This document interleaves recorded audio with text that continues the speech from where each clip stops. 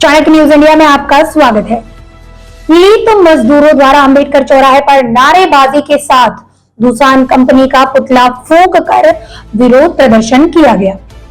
सोनभद्र ओबरा श्री परियोजना के श्रमिकों के 4 माह के बकाया मजदूरी के भुगतान की मांग को लेकर आज भारतीय संविदा श्रमिक संगठन के नेतृत्व में पीड़ित मजदूरों द्वारा अंबेडकर चौराहे पर नारेबाजी के साथ दूसान कंपनी का पुतला फूंक कर विरोध प्रदर्शन किया। संगठन महामंत्री नागेंद्र प्रताप चौहान ने दूसान कंपनी और उसके ठेकेदारों पर भ्रष्टाचार का आरोप लगाते हुए कहा कि उत्तर प्रदेश राज्य विद्युत उत्पादन निगम लिमिटेड लखनऊ द्वारा ओबरा श्री परियोजना के मजदूरों के बकाया मजदूरी का भुगतान करने हेतु 145 करोड़ रुपए दिया गया था, परंतु दूसान कंपनी ने मजदूरों के बकाया मजदूरी का भुगतान नहीं किया और अपने ठेकेदारों के साथ मिलकर पूरी धनराशि डकार ली गई। आगे कहा कि प्रदेश में ये कैसा राम राज्य है जहां मजदूर अपनी मजदूरी के लिए दर दर भटक रहा है। श्रम कानूनों को कोरियन कंपनी द्वारा ठोकरों पर रखते हुए 12,000 रुपए में 12 घंटा कार्य कराया जाता है, जो श्रमिक न्यूनतम मजदूरी दर से बकाया वेतन और ओवर टाइम की मांग करता है।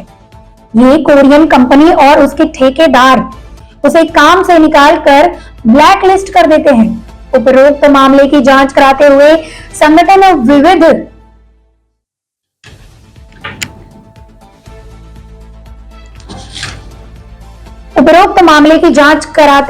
संगठन विधिक कार्यवाही की मांग करेगा। इसी क्रम में संगठन के अध्यक्ष नवाज खान ने कहा कि दूसान कंपनी द्वारा मजदूरों का पुरजोर शोषण किया जा रहा है। दूसान कंपनी ने मजदूरों के बकाया मजदूरी का भुगतान कराने में जिला प्रशासन बौना साबित हो रहा है। प्रशासन मजदूरों को यह विश्वास भी नहीं दिला पा रहा है कि उनकी मजदूरी का भुगतान उन्हें मिलेगा। ओबरा श्री परियोजना में मजदूरों की सुध लेने वाला कोई नहीं है। भुगतान प्राप्त होने के बाद भी दूसान कंपनी अपने मजदूरों का भुगतान नहीं कर रही है। श्रमिक रामनारायण पटेल ने कहा कि 1.5 साल से अपनी बकाया मजदूरी के लिए मुख्यमंत्री को भी पत्र भेजा गया, परंतु अभी तक कोई सुनवाई नहीं हुई। इस विरोध प्रदर्शन में किशन सिंह, आनंद कनौजिया, अजय, प्रशांत, विजय, सुरेश आदि कई श्रमिक वहां उपस्थित थे।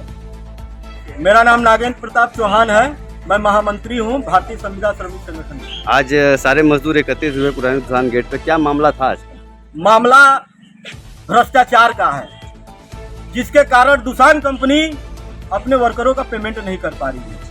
इस मामले से अवगत कराते हुए मैं यह कहना चाहता हूं कि 145 करोड़ रुपए बोर्ड ने दूसान कंपनी को मजदूरों का बकाया मजदूरी का भुगतान करने के लिए दिया था।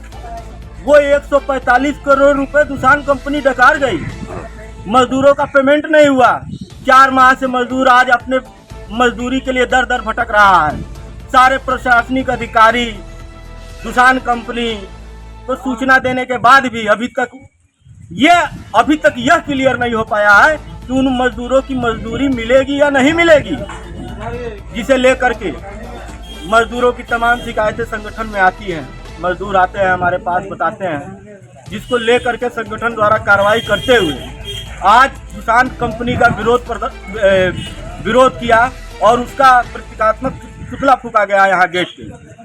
हम तमाम शासन प्रशासन और प्रशासनिक अधिकारियों से यह मांग करते हैं कि जो 4 महीने का बकाया भुगतान है मजदूरों का, वो तत्काल से तत्काल कराया जाए, क्योंकि ये कैसा रामराज है जहां मजदूरों को अपनी मजदूरी के लिए दर दर भटकना पड़ रहा है।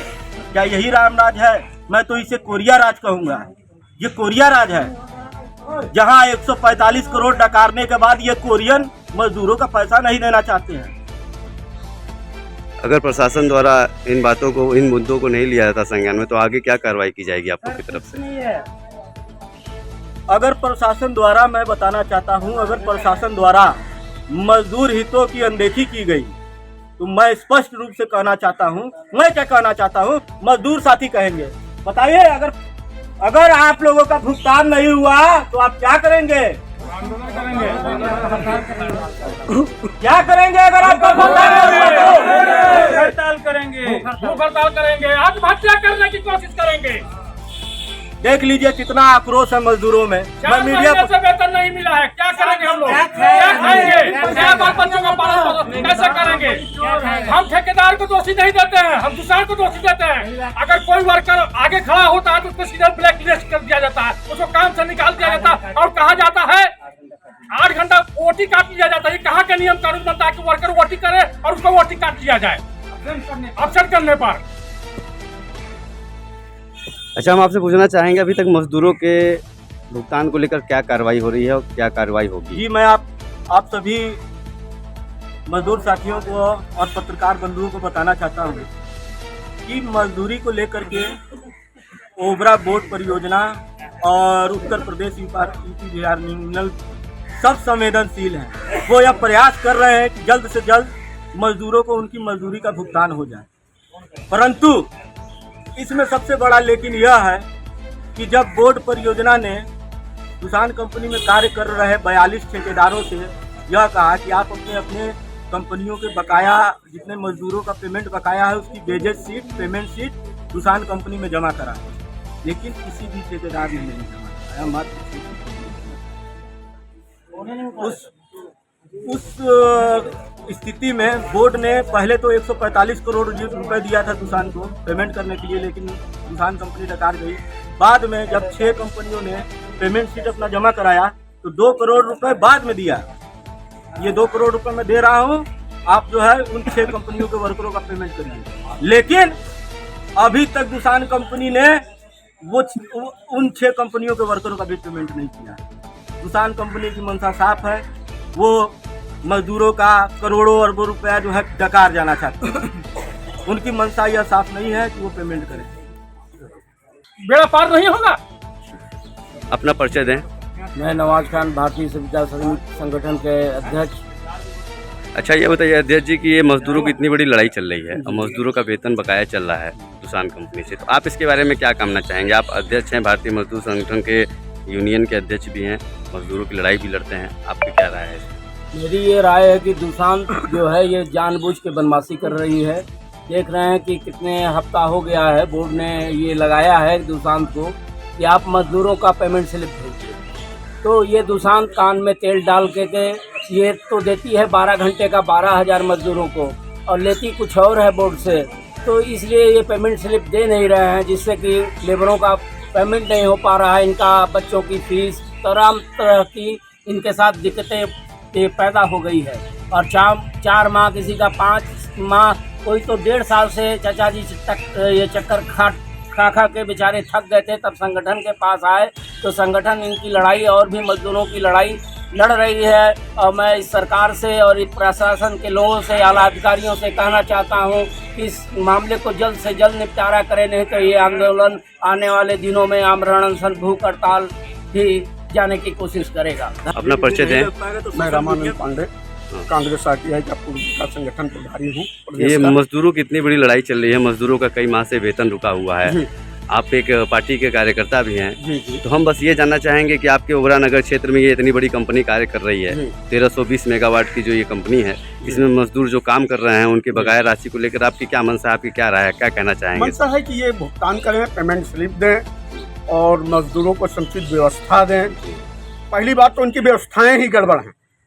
मोदी जी का सपना है, स्वस्थ मिशन चला रहे हैं, स्वच्छता अभियान चला रहे हैं और हर घर शौचालय दे रहे हैं।